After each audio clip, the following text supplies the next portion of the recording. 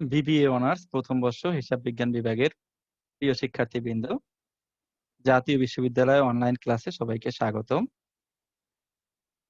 করোনাকালীন শিক্ষা কার্যক্রমের চলমান অংশ হিসেবে জাতীয় বিশ্ববিদ্যালয়ের উদ্যোগে অনলাইন ক্লাসে সংযুক্ত হতে পেরে আমি আনন্দিত। সবাইকে স্বাস্থ্যবিধি মেনে চলার আহ্বান জানাচ্ছি। আজকের এই লেকচারটি আমার 12তম এবং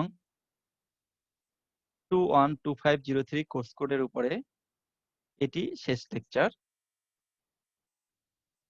লেকচারের শিরোনাম হচ্ছে মূলধন কাঠামো তত্ত্ব এবং সিদ্ধান্ত সমূহ। লেকচারটি উপস্থাপন করছি আমি Mohammad Mustafizur Rahman, BCS general education, lecturer accounting, government BM college, Barishal.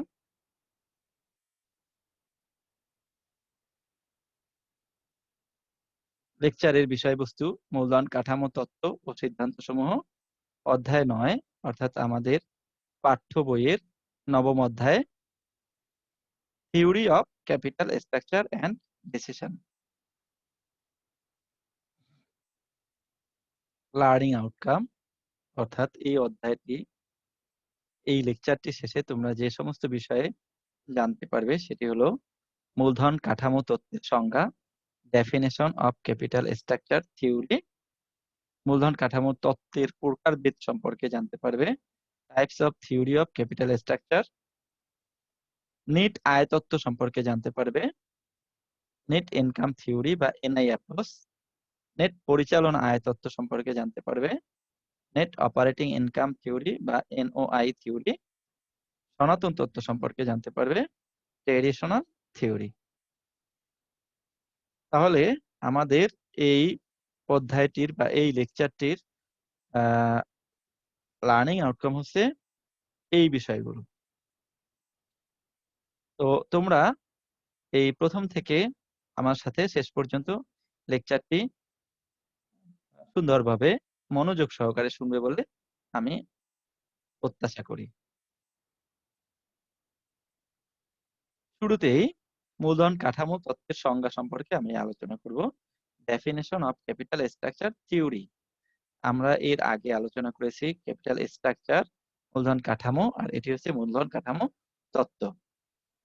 গড় মূলধন ব্যয়, লিভারেজ মাত্রা, ফার্মের মূল্য, আর্থিক ঝুঁকি, পরিচালন আয়, এই যে বিষয়গুলো অর্থাৎ গড় মূলধন ব্যয়, লিভারেজের মাত্রা, ফার্মের মূল্য, আর্থিক ঝুঁকি, পরিচালন আয়, এই বিষয়গুলোর সাথে পরস্পর নির্ভরশীলতা অর্থাৎ ডিপেন্ডেন্সি অথবা অনির্ভরতা বা ইন্ডিপেন্ডেন্সে অনুমান করে বিভিন্ন গবেষক মূলধন কাঠামো নির্ণয়ের যে কৌশল, পদ্ধতি, গাণিতিক সূত্র ব্যবহার করেছেন সেগুলোই হলো মূলধন কাঠামো তত্ত্ব নামে পরিচিত।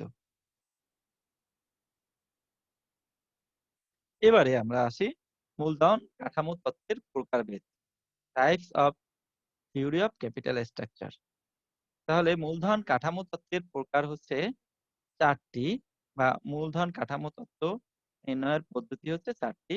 একটি হচ্ছে নেট আয় তত্ত্ব বা এনআই থিওরি, দ্বিতীয়টি হচ্ছে নেট অপারেটিং আয় তত্ত্ব বা এনওআই থিওরি, সনাতন তত্ত্ব traditional theory, Modigliani and Miller hypothesis বা মডিগ্লান মিলার বা এমএম তত্ত্ব।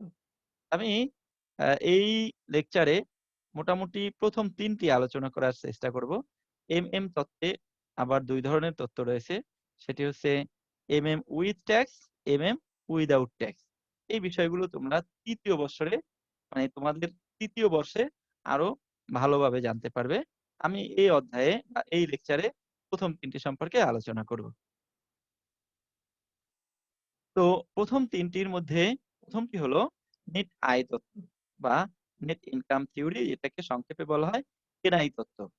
এনআই থিওরি বা এনআই নিতাই তত্ত্বের প্রবক্তা হচ্ছেন আমেরিকার অধিবাসী ডেভিড ডুরান্ট।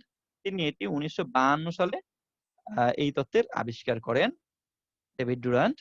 এই তত্ত্বের মূল বক্তব্য হচ্ছে মূলধন ব্যয় এবং লিভারেজ নির্ভরশীল চলক। মূলধন কাঠামোতে লিভারেজ বৃদ্ধি করলে মূলধন ব্যয় হ্রাস করলে মূলধন ব্যয় হ্রাস পায়।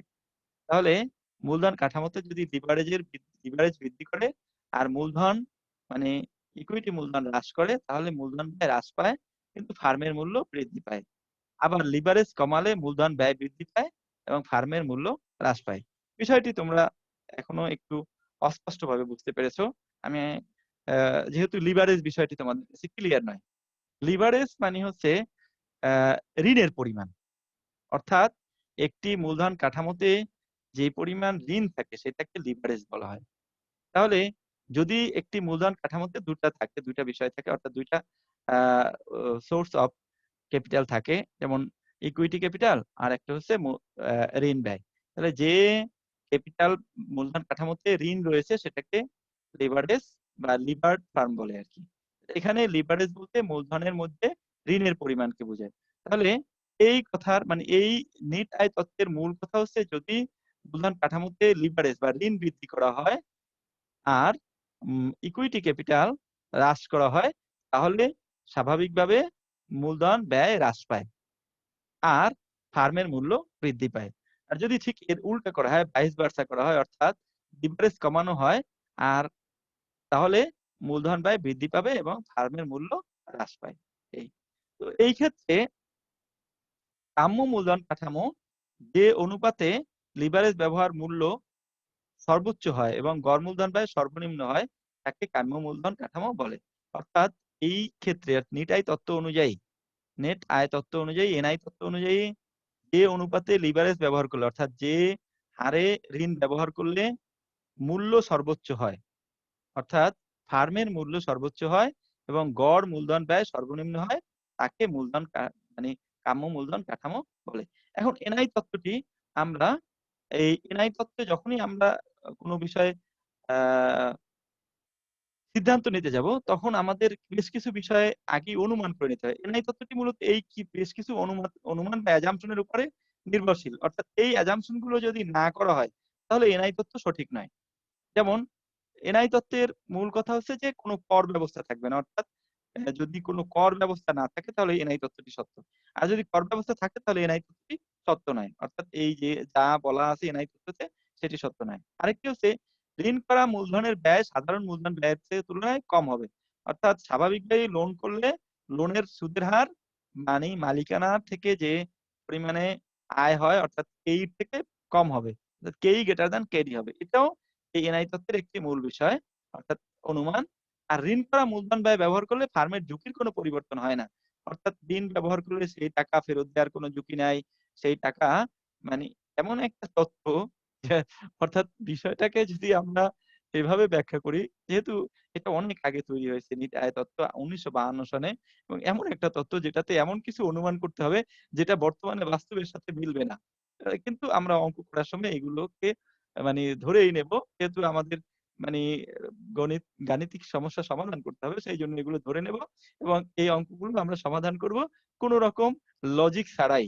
কারণ বিষয়টি এই মুহূর্তে বর্তমানে এই বিষয়টি অনেক ক্ষেত্রেই সঠিক নয়। তারপরেও যখন আমরা অঙ্কগুলো করব তখন এই অনুমানগুলোকে নিজেরা মনে করে নেব। এবারে তাহলে structure of net income theory অর্থাৎ এনআই তত্ত্বের যে স্ট্রাকচার সেটা হলো ইবিআইটি মাইনাস ইন্টারেস্ট তাহলে পাবো আমরা এনআই বা ইএসিএস কারণ কি? ইন্টারেস্ট এর পর ইবিটি পাওয়ার সুযোগ নেই কারণ এখানে ট্যাক্স নেই বলে ধরে নেওয়া হয়েছে। সুতরাং সরাসরি আমরা ইএসিএস পাবো। এবং এখানে কোনো প্রিফারড ডিভিডেন্ড ও নেই কারণ ধরেই নেওয়া হয়েছে যে মূলধন কাঠামোতে ২ টি মাত্র উৎস থাকে। একটি হচ্ছে গ্রিন মূলধন আরেকটি হচ্ছে ইকুইটি মূলধন। সুতরাং এখানে পিডিও নেই এবং এই ট্যাক্সও নেই। সুতরাং ইবিআইটি থেকে ইন্টারেস্ট বাদ দিলে সাথে, সাথে আমরা যেটা পাবো সেটাই হচ্ছে এনআই বা ইএসিএস। এই এনআই যেহেতু এইটা এনআই কে কেই দ্বারা ভাগ করে ভ্যালু অফ শেয়ার বাহির করা হয়, সেজন্য এটাকে এনআই তত্ত্ব বলা হয়। তাহলে এনআই কে যদি আমরা কস্ট অফ ইকুইটি দিয়ে ভাগ করি তাহলে পাবো ভ্যালু অফ শেয়ার অর্থাৎ ফার্মের শেয়ারের ভ্যালুটা এভাবে আমরা পাবো। এই ভ্যালু অফ শেয়ার এর সাথে যদি আমরা ভ্যালু অফ ডেপ্ট যোগ করি, ভ্যালু অফ ডেপ্ট যদি দেয়া থাকে ভালো। আর যদি ইন্টারেস্ট দেয়া থাকে এবং কেডি দেয়া থাকে, ইন্টারেস্টকে কেডি দ্বারা ভাগ করে আমরা ভ্যালু অফ ডেপ্ট নির্ণয় করতে পারব। এখন ভ্যালু অফ ডেপ্ট এবং ভ্যালু অফ শেয়ার এই দুটো যদি আমরা যোগ করি অর্থাৎ এস এবং বি যদি যোগ করি তাহলে আমরা পাবো ভ্যালু অফ ফার্ম বা ভি। আর এই ইবিআইটিকে যদি আমরা বি দ্বারা ভাগ করে 100 দ্বারা গুণ করি তাহলে পাবো কেও বা ওভারঅল কস্ট অফ ক্যাপিটাল।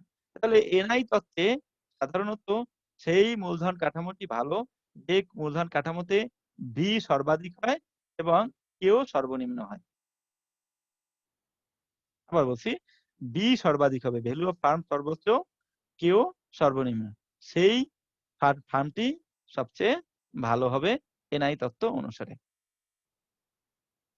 একটি এক্সাম্পল আমরা দেই যে you are supplied the following information of Akib limited, cost of equity 15%, cost of debt 10%, fixed financial cost বা ইন্টারেস্ট হচ্ছে 20,000, আর্নিং ফর দ্য ইয়ার বা ইবিআইটি হলো 2,20,000।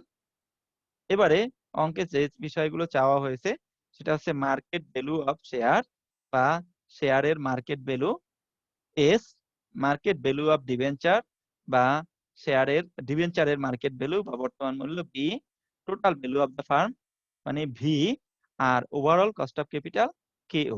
এই বিষয়গুলো চাওয়া হয়েছে এবং যেহেতু অঙ্কটিতে আমাদের কেই দেয়া রয়েছে কস্ট অফ ইকুইটি, মনে রাখবা সাধারণত আমাদের দুইটা তত্ত্ব রয়েছে এখানে, এনআই তত্ত্ব এবং এনওআই তত্ত্ব। আমি এনওআই তত্ত্ব আলোচনা করার সময় এই বিষয়ে আবার পূর্ণ ব্যাখ্যা দেব। এখন এইটাকে আমরা তাহলে এই যে সমস্ত রিকোয়ারমেন্ট গুলো বলা আছে সেই বিষয় রিকোয়ারমেন্ট গুলো আমরা সমাধান করার চেষ্টা করি। এটাকে আমরা একটি টেবিল আকারেই করতে পারি অথবা টেবিল ছাড়াও করা যায়। যেহেতু আমাদের প্রথম প্রশ্ন আছে এরকম value of market value of share, এটাকে আমরা টেবিল ছাড়া যদি করি মার্কেট ভ্যালু অফ শেয়ার সমান এস, এস সমান হচ্ছে ইবিআইটি মাইনাস ইন্টারেস্ট ভাগ কেই। তাহলে যদি আমরা এটাকে টেবিল আকারে না করে ইকুয়েশন আকারেও করি তাও করা যাবে। তার মানে এস সমান উপরে হবে ইবিআইটি মাইনাস ইন্টারেস্ট, নিচে হবে কেই। তাহলে আমরা ভ্যালু অফ এস পাবো। আর এইটা অনুযায়ী যদি করি আমরা তাহলে ইবিআইটি মাইনাস ইন্টারেস্ট ভাগ কেই। তাহলে ইবিআইটি মাইনাস ইন্টারেস্ট, এখানে ইবিআইটি আছে 2,20,000, এই যে ইবিআইটি 2,20,000 আর ইন্টারেস্ট হচ্ছে 20,000। তাহলে ইবিআইটি থেকে আমরা ইন্টারেস্ট বাদ দিলাম, থাকলো এনআই বা নেট ইনকাম 2,00,000 টাকা। এবারে কস্ট অফ ইকুইটি দ্বারা এটাকে আমরা ভাগ করব। এখানে কস্ট অফ ইকুইটি রয়েছে 0.15, কস্ট অফ ইকুইটি এখানে দেখি আমরা কস্ট অফ ইকুইটি 15%, এটাকে আমরা পার্সেন্টেজ মুক্ত করে লিখি 0.15। তাহলে 0.15 দিয়ে যদি আমরা ভাগ করি তাহলে ভ্যালু অফ শেয়ার হবে 13,33,333 টাকা, এটাকে এটা দিয়ে ভাগ করলে। এই হলো ভ্যালু অফ শেয়ার। তাহলে আমাদের এই প্রথম রিকোয়ারমেন্টটা ছিল ভ্যালু অফ শেয়ার, এটা আমরা পেয়ে গেছি। এখানে আমরা রিকোয়ার্ড 1 লিখে দিতে পারি অথবা এটাকে আলাদাভাবেও করতে পারি। এরপরে আমাদের 2 নাম্বার প্রশ্ন ছিল ভ্যালু অফ ডিবেঞ্চার। আমরা দেখছি যে এখানে ইন্টারেস্ট দেয়া আছে আর কস্ট অফ ডেট বা কেডি দেয়া আছে। এখানে এই সূত্র অনুযায়ী আমরা দেখছি যে ইন্টারেস্ট বা কেডি সমান হচ্ছে বি বা ভ্যালু অফ ডেট। সেই ক্ষেত্রে আমরা এখানে ডেপ্ট বা ভ্যালু অফ ডেট সমান বি সমান ইন্টারেস্ট বা কেডি, তাতে আসে 2,00,000 টাকা। তাহলে এখানে ভ্যালু অফ ডেট এটাই রিকোয়ারমেন্ট 2 এবং এইখানের উত্তর হচ্ছে 2,00,000 টাকা। এটাও আমরা বাহিরে করতে পারি ইকুয়েশন আকারে। কিভাবে করতে পারি? বি সমান ইন্টারেস্ট ভাগ কেডি, বি ইকুয়াল টু এটাকে আমরা এভাবে লিখতে পারি যে B equal to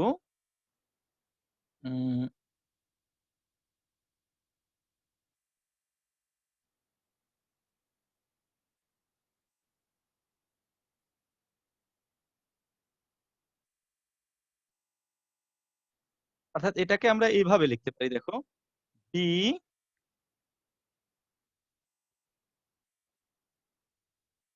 equal to interest, উপরে ইন্টারেস্ট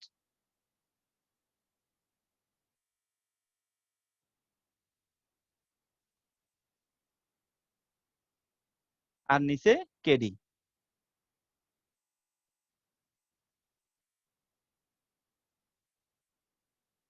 কেডি। তাহলে এইখানে এই অঙ্কটিতে আমাদের ইন্টারেস্ট ছিল হচ্ছে তোমার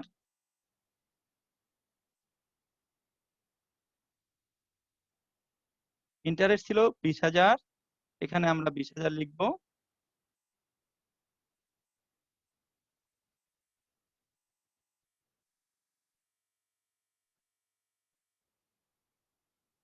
আর নিচে কেডি ছিল আমাদের 0.10, যেহেতু আমরা দশমিক দিয়ে লিখবো 0.10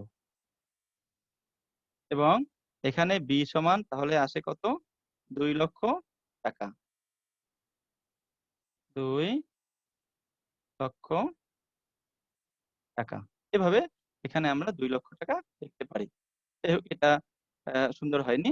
আমরা এভাবে লিখতে পারি 2 লক্ষ 2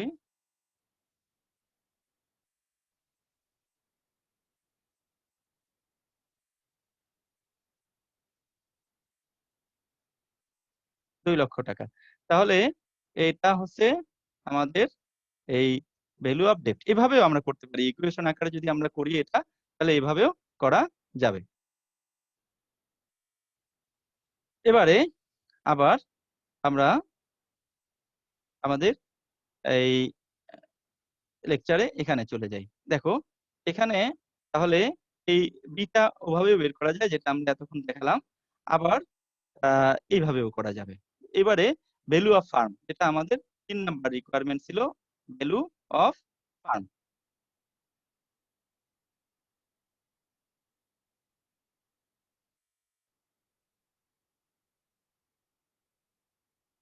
ভ্যালু অফ ফার্ম এটা হচ্ছে এস প্লাস বি, অর্থাৎ এই value of share plus value of ডেপ্ট, এটা যদি আমরা করি তাহলে আমরা পাবো ভ্যালু অফ ফার্ম। এখন এই যে এখানে আমরা দেখি পুরাতন আমরা এই সূত্রটাতে দেখি যে ভ্যালু অফ ফার্ম সমান হচ্ছে এস প্লাস বি। তো এখানে আমাদের অঙ্কে এস সমান হচ্ছে 13,33,333 আর বি হচ্ছে 2 লাখ। তাহলে ভি হলো 15,33,333। এখন আমাদের কিউ সমান হচ্ছে এই বি মানে ইবিআইটি ভাগ ভি ইন্টু 100। তাহলে ইবিআইটি 2,20,000 ভাগ ভি হচ্ছে 15,33,333 ইন্টু 100। তাতে আমাদের আসে 14.35 বা 35%, 3+%। তাহলে আমরা এই অঙ্কের যে রিকোয়ারমেন্ট গুলো আছে এস, বি, ভি এবং কেও নির্ণয় করা শিখলাম। তাহলে এনআই তত্ত্বতে আমাদের সাধারণত কেও এইটা যদি আমাদের দুটো প্রজেক্ট দেয়া থাকতো, তাহলে আমরা দুটো প্রজেক্টের পাশাপাশি তুলনা করতে পারতাম। সেই ক্ষেত্রে দেখতাম যে কোনটির বি বেশি এবং কোনটির কেও কম। যেটির কেও কম সেটি ভালো, বা যেটির ভি বেশি সেটি ভালো। এবারে আমরা আলোচনা করছি নিট পরিচালনা আয় তত্ত্ব বা এনওআই তত্ত্ব।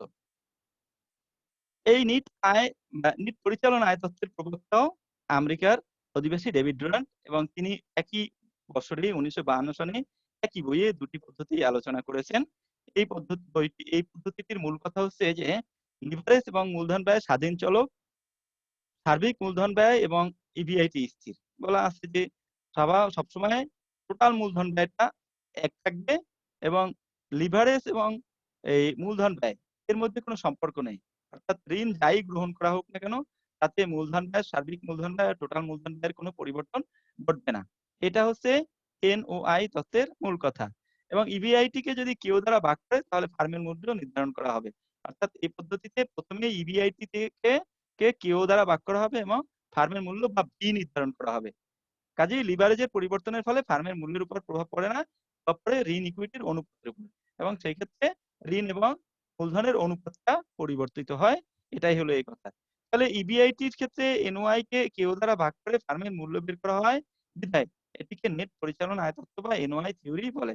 যেহেতু এনওআই কে সরাসরি কেও দ্বারা ভাগ করে ফার্মের মূল্য নির্ধারণ করা হয়, সেই জন্য এই পদ্ধতিটিকে এনওআই পদ্ধতি বলা হয়। এখন এখানে আমি বলে রাখি, আগে যেটা আমি তোমাদেরকে বলেছি, যে স্বাভাবিকভাবে তোমরা এনওআই এবং এনআই তত্ত্ব কিভাবে বুঝবে। যে অঙ্কে কেই দেয়া থাকবে এবং মানে কেই দেয়া থাকবে সেই অঙ্কটি সাধারণত এনআই তত্ত্বের অঙ্ক হবে। আর যে অঙ্কে কেও দেয়া থাকবে, যে অঙ্কে কেই দেয়া থাকবে কিন্তু নির্ধারণ করতে বলা হবে কেও, সেটি এনআই তত্ত্ব স্বাভাবিকভাবে। আর যে অঙ্কে কেও দেয়া থাকবে, নির্ধারণ করতে বলবে কেই, সেই অঙ্কটি সাধারণত এনওআই তত্ত্বের। এনওআই তত্ত্বের অনুমানসমূহ কোনো কর ব্যবস্থা থাকবে না। ঋণ করা মূলধনের ব্যয় সাধারণ মূলধন ব্যয়ের তুলনায় কম হবে। ঋণ করা মূলধন ব্যবহার করলে ফার্মের ঝুঁকির কোনো পরিবর্তন হয় না। ঋণের পরিমাণের উপর ফার্মের মূল্য নির্ভর করে না। এগুলো হচ্ছে এই অঙ্কের মানে এই তত্ত্বের অনুমান বা অ্যাজাম্পশন। এবারে এই তত্ত্বের আমরা স্ট্রাকচারটা দেখি। তাহলে প্রথমে ইবিআইটি কে আমরা যদি কিউ দ্বারা বা ওভারঅল কস্ট অফ ক্যাপিটাল দ্বারা ভাগ করি তাহলে পাবো ভ্যালু অফ ফার্ম। আর ভ্যালু অফ ফার্ম থেকে যদি আমরা ডেপ্ট বাদ দেই, ডেপ্টটাকে আমরা আগের মতোই নির্ধারণ করতে পারবো। তাহলে পাবো ভ্যালু অফ শেয়ার বা বি মাইনাস বি। এখন এই যদি আমরা এই ইবিআইটি থেকে ইন্টারেস্ট বাদ দিয়ে যদি এস দিয়ে ভাগ করি তাহলে আমরা যেটা পাবো সেটা হচ্ছে কেই। এটা একটু ভুল হয়েছে। তাহলে কেইটা পাবো আমরা কিভাবে? এই ইবিআইটি মাইনাস ইন্টারেস্ট ভাগ এস। এটাকে আমরা একটু বোর্ডে দেখাই তোমাদেরকে।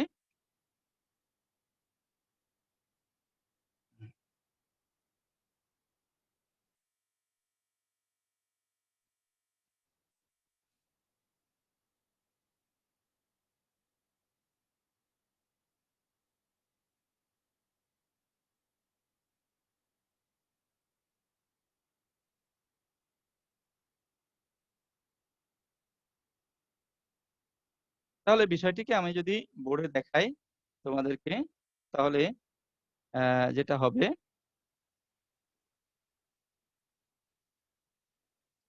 কেই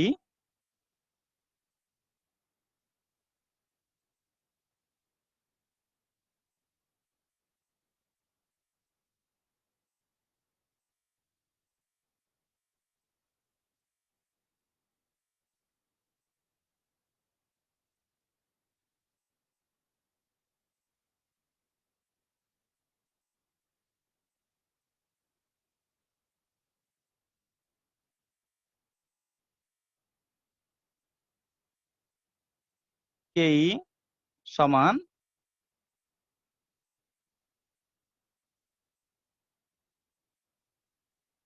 উপরে হবে ইবিআইটি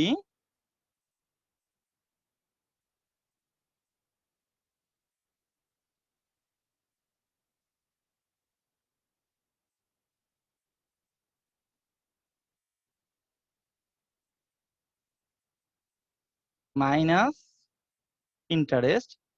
সংক্ষেপে আমি বিষয়টি লিখছি I N P EBIT minus interest ভাগ এস ইন্টু 100। তাহলে এটি হবে আমাদের 100। এটি দিয়ে যদি আমরা গুণ করি তাহলে পাবো এই। এইটা হচ্ছে আমাদের কেই নির্ণয়ের পদ্ধতি। যদি আমরা কোন পদ্ধতিতে করি? যে আমাদের এই আহ, যদি আমরা এনওআই পদ্ধতিতে করি তাহলে কেইটা হবে এভাবে। তাহলে এটা আমরা একটু আবার দেখে নিচ্ছি। দেখো, তাহলে এখানে কেইটা হবে, এখানে কেই হবে ইবিআইটি মাইনাস ইন্টারেস্ট ভাগ এস ইন্টু 100।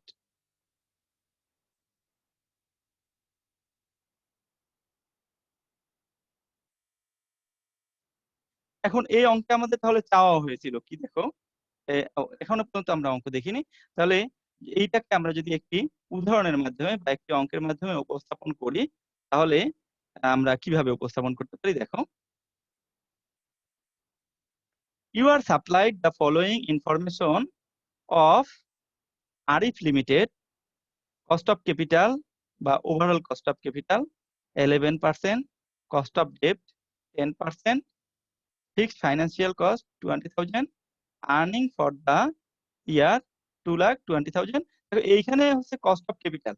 আর আগের যে অঙ্কটি ছিল সেটাতে দেখো কি লেখা আছে এখানে, কস্ট অফ ইকুইটি।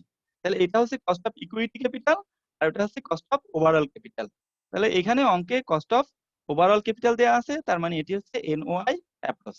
এবং fixed financial cost 20,000, earning 2,20,000, total value of farm বাহির করতে বলা হয়েছে, ভ্যালু অফ ডিবেঞ্চার বের করতে হয়েছে, মার্কেট ভ্যালু অফ শেয়ার বের করতে বলা হয়েছে, কস্ট অফ ইকুইটি ক্যাপিটাল বের করতে বলা হয়েছে।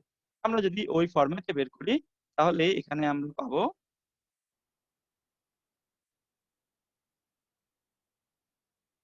ইবিআইটি ভাগ কেও, অর্থাৎ ইবিআইটি শেয়ার দেওয়া ছিল 2,20,000, সেটাকে আমরা যদি কেউ দ্বারা ভাগ করি 0.11 দিয়ে, তাহলে ভ্যালু অফ ফার্ম পাবো, এবং সেটা হচ্ছে 20 লক্ষ টাকা। আর এখান থেকে যদি আমরা ভ্যালু অফ ডেপ্ট বাদ দিই, ডেপ্ট আমরা আগেও নির্ণয় করেছি, এখন নির্ণয় করে দেখলাম 2 লক্ষ টাকা, তাহলে থাকবে ভ্যালু অফ শেয়ার এস সমান বি মাইনাস বি। অর্থাৎ 20 লক্ষ থেকে 2 লক্ষ যদি বাদ দেই, তাহলে ভ্যালু অফ শেয়ার থাকবে 18 লাখ টাকা। এবং এটাকে যদি আমরা এই নির্ণয় করি, তাহলে 2,20,000 বিয়োগ 20,000 মানে এই ইবিআইটি মাইনাস ইন্টারেস্ট ভাগ ভি ভাগ এস ইকুয়াল টু ইনটু 100, তাহলে আসবে 11.11%। তাহলে আমরা এখানে যেইগুলো চাহিত ছিল বি, বি, এস এবং কে নির্ণয় করতে পারলাম।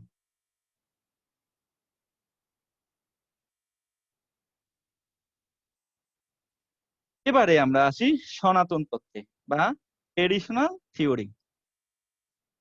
মূলধন কাঠামোর ক্ষেত্রে সনাতন তত্ত্বটির প্রবর্তন করেন এজরা সলোমন। এনআই ও এনওআই তত্ত্বের কিছু কিছু বৈশিষ্ট্যের ভিত্তিতে সনাতন তত্ত্বটি উদ্ভাবন করা হয়েছে। তার মানে এই তত্ত্বটি এনআই এবং এনওআই তত্ত্ব উদ্ভাবনের পরে তৈরি করা হয়েছে, অর্থাৎ দুইটি পদ্ধতি একত্রিত করে এই পদ্ধতিতে মানে তৈরি করা হয়েছে। যেমন তাই এই তত্ত্বটিকে এনআই ও এনওআই তত্ত্বের মধ্যবর্তী তত্ত্ব হিসেবে অবহিত করা হয়। এবং এই তত্ত্বটির মূল কথা হলো মূলধন কাঠামোতে লিভারেজের ব্যবহারের ফলে একটি নির্দিষ্ট সীমা পর্যন্ত সামগ্রিক মূলধন ব্যয় হ্রাস পায়। অর্থাৎ যেখানে আগে বলা ছিল, এনআই তত্ত্বে বলা ছিল কি যে যদি আমরা লিভারেজ ব্যবহার করি বা ঋণ ব্যবহার করি, তাহলে যত লিভারেজ ব্যবহার করব তত মূলধন ব্যয় কমবে। আর এনওআই তত্ত্বে বলা ছিল কি যে মূলধনে যতই ঋণ ব্যবহার করি না কেন, সেই ক্ষেত্রে ওভারঅল কস্ট অফ ক্যাপিটালে কোনো পার্থক্য হবে না। তাহলে একটাই কোনো পার্থক্য হবে না, আর একটা খালি কমতে থাকবে। আর এটাতে বলা হয়েছে যে না, একটা নির্দিষ্ট সময় পর্যন্ত হ্রাস পাবে, তারপরে আবার বৃদ্ধি পাবে। তাহলে লিভারেজ ফার্মের ফলে একটি নির্দিষ্ট সীমা পর্যন্ত সামগ্রিক মূলধন ব্যয় হ্রাস পায় এবং ফার্মের মূল্য বৃদ্ধি পায়। কিন্তু নির্দিষ্ট সীমা অতিক্রম করে লিভারেজ বৃদ্ধি করলে সামগ্রিক মূলধন বৃদ্ধি পায় ও ফার্মের মূল্য হ্রাস পায়। তাহলে এটা কিন্তু মাঝামাঝি হয়ে গেল। অর্থাৎ ওইখানে যেখানে সবসময় কমে অথবা একদম স্থির থাকে, এখানে সেরকম না। এখানে কমে, এবং যদি সেটা পরিবর্তিত হয় একটা নির্দিষ্ট সীমা অতিক্রম করে, তাহলে মূলধন ব্যয় বৃদ্ধি পায়। এটাকে বলা হয় সনাতন তত্ত্ব, যেটি এনওআই এবং এনআই তত্ত্বের মাঝামাঝি তত্ত্ব। এবং এই তত্ত্ব অনুযায়ী আমরা যদি শেয়ারের ভ্যালু বাহির করতে চাই, তাহলে হবে এস সমান এনওআই মাইনাস ইন্টারেস্ট বা কেই বা ইবিআইটি বাই কেই বা ইবিটি বা কেই। আর বি হচ্ছে 1 by KD I by KD বা ইন্টারেস্ট বাই কেডি, যেটা আগের মতোই। ভি হচ্ছে এস প্লাস বি, কেও সমান হচ্ছে KE into W, KD into W D, যেটা এইটার মাধ্যমে ওয়েট বের করা হবে, এটার মাধ্যমে ওয়েট বের করা হবে। একটি এক্সাম্পলের মাধ্যমে দেখি, এবং আমরা এটা টেবিলের মাধ্যমে উপস্থাপন করতে পারবো। A firm is expecting EBIT of taka 1,50,000 on total capital of টাকা 5 lakh. The cost of equity capital is 10%. The firm want to raise fund from debt capital by issuing 8% debenture of টাকা 1,50,000. The cost of equity capital would be raised to টাকা 11%.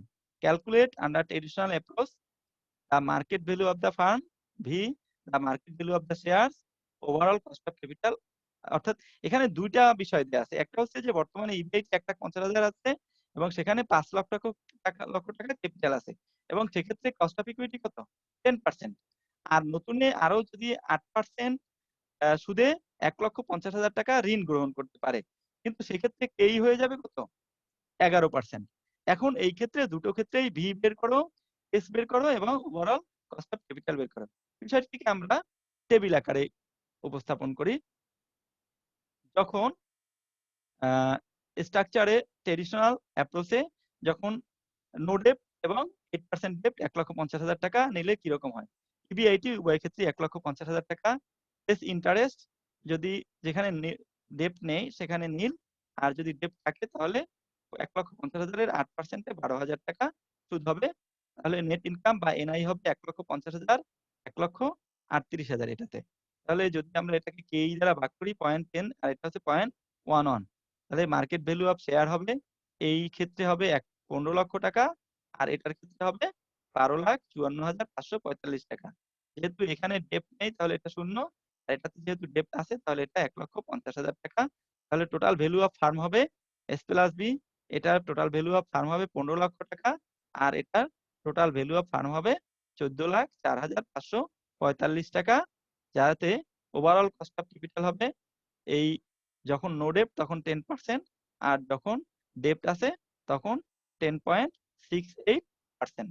তার মানে traditional অ্যাপ্রোচে তাহলে আমাদের যদি আমাদেরকে এই মার্কেট ভ্যালু অফ শেয়ার বা মার্কেট ভ্যালু অফ ডেপ্ট বা ভ্যালু অফ ফার্ম নির্ণয় করতে বলা হয়, তাহলে এভাবেও আমরা নির্ণয় করতে পারবো। আর যদি আমরা এটাকে এইভাবেও নির্ণয় করতে চাই, যেমন S সমান NY মাইনাস ইন্টারেস্ট ভাগ কেই, এই পদ্ধতিতে যদি আমরা নির্ণয় করতে চাই, তাহলে এখানে প্রথমটা দেখি। প্রথমটা S সমান NY ভাগ বিয়োগ ইন্টারেস্ট ভাগ কেই। প্রথমটা ইন্টারেস্ট নেই, দ্বিতীয়টা থেকেই আমরা এটাকে নির্ধারণ করার চেষ্টা করছি। এটা একটু তোমাদেরকে দেখাচ্ছি যে এখানে যদি ওই ইকুয়েশন আকারে আমরা করি তাহলে কিভাবে করব।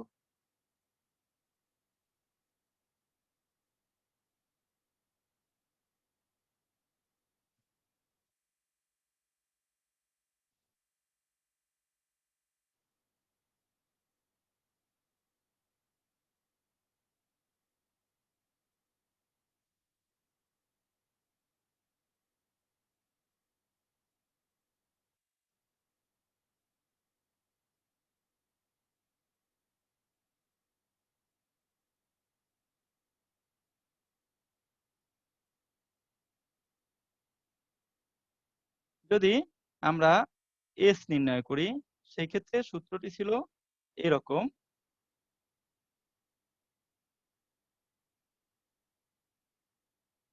EBIT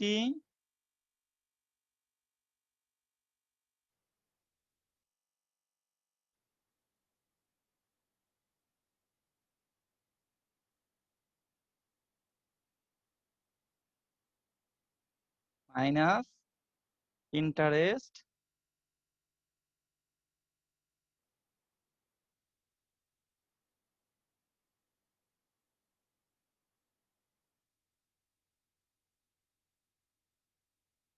ভাগ কেই। তাহলে প্রথমটাতে আমাদের যে ইবিআইটি দেয়া ছিল, সেই ইবিআইটি কত ছিল দেখি আমরা আরেকবার। ইবিআইটি ছিল ১,৫০,০০০ টাকা আর ইন্টারেস্ট হচ্ছে ১২,০০০ টাকা, কেই 11%। তাহলে এটা কি আমরা আবার দেখছি, এখানে লিখে নিচ্ছি।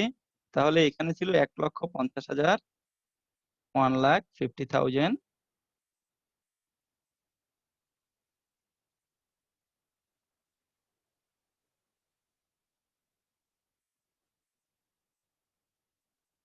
মাইনাস ইন্টারেস্ট হলো, এখানে আরেকটি শূন্য হবে,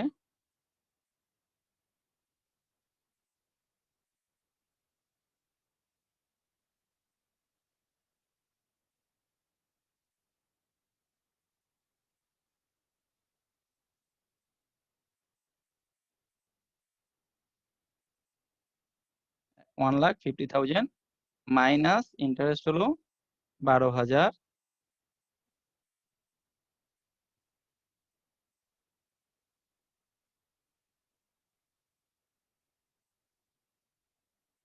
ভাগ কেই হলো 0.11। তাহলে এখানে এটাকে যদি আমরা এই বিয়োগ করি তাহলে আসবে 1,38,000 অর্থাৎ ১,38,০০০ টাকা।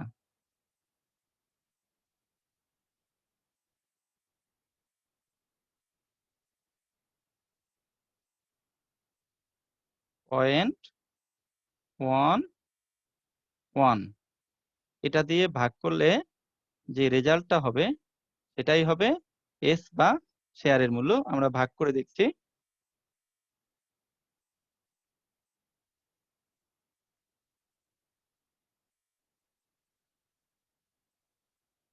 ১,৩৮,০০০ টাকা ভাগ 0.11, ১২,৫৪,৫৪৫। তাহলে ১২,৫৪,০০০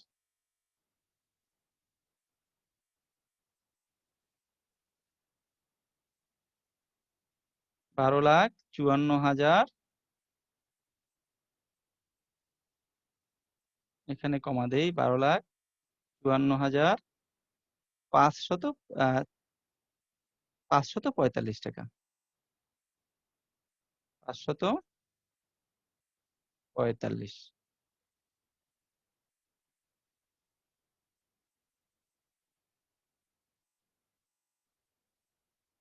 এই। তাহলে আমরা যদি ইকুয়েশন আকারে নির্ণয় করি তাহলে এইভাবে এটা আমরা নির্ণয় করতে পারি। আমি আশা করি তোমরা বিষয়টি বুঝতে পেরেছো এবং এই বিষয়টিতে আর কোনো সমস্যা থাকার কথা নয়। যাই হোক তাহলে আমরা এই চ্যাপ্টারে অর্থাৎ এই অধ্যায়ে আমরা যা শিখতে পারলাম বা যে সমস্ত বিষয়ে জানতে পারলাম সেই বিষয়গুলো হলো ১ নাম্বার যে ক্যাপিটাল স্ট্রাকচার থিওরি, এই থিওরি গুলোর মধ্যে একটি ছিল এনআই তত্ত্ব, এনওয়াই তত্ত্ব, একটি ছিল traditional approach, MM approach, MM without tax, with tax এগুলো আমি আলোচনা করিনি। বাকি ৩ টি আলোচনা করতে পেরেছি। এই ৩ টি বিষয় সম্পর্কে তোমরা মোটামুটি ধারণা নিবে এবং বই থেকে আরো চেষ্টা করবে এই বিষয়গুলো সম্পর্কে জানার জন্য। আমরা আরেকবার একটু দেখি যে আমরা কি বিষয়গুলো এখানে দেখেছি। সেটা হলো যেটা আমাদের লার্নিং আউটকাম ছিল এখানে